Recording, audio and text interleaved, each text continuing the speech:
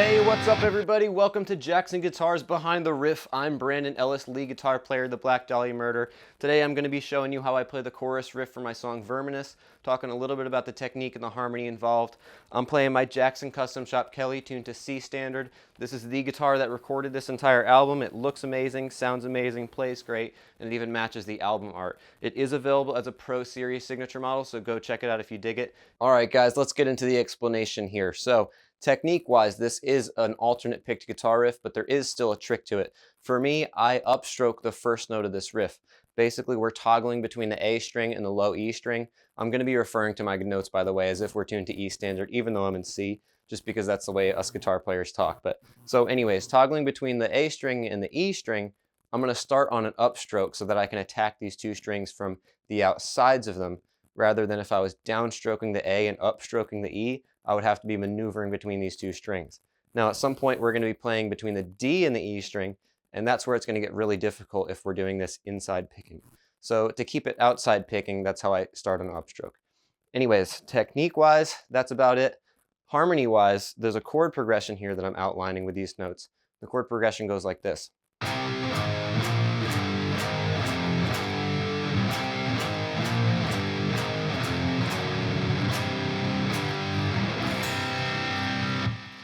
And it's always good to have a chord progression kind of implied in your music, especially if you're writing like a technical notey riff and you want it to be memorable and catchy for people. It's always good to have something subconsciously heard back there. So the way I'm doing this is by basically assigning 4 notes to each of these power chords that I'm playing that's going to make that chord progression kind of happen for people.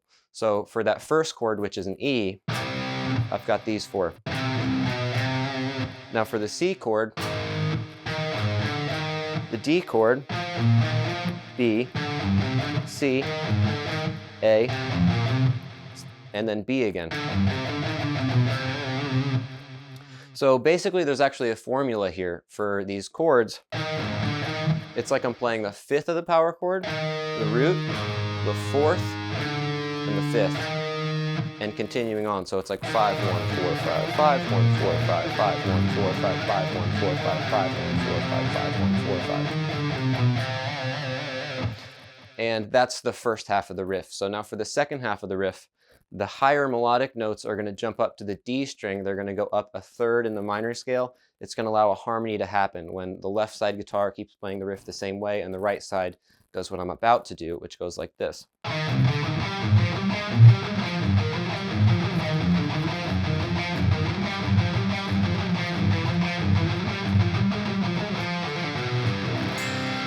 And it makes this kind of harmony sound happen. And so on.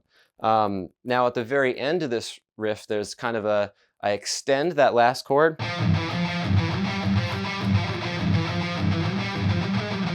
Just for a little bit of dramatic tension. And finally, there's this dominant 7 arpeggio.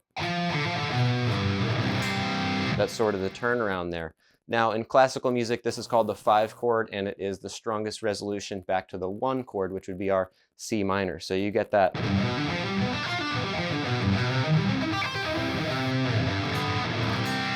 sort of sound. If you listen to any Baroque music, there's a lot of pieces that sort of end with that like sort of ending. So that's kind of what I'm going for, a strong resolution into a C minor chord for the next section.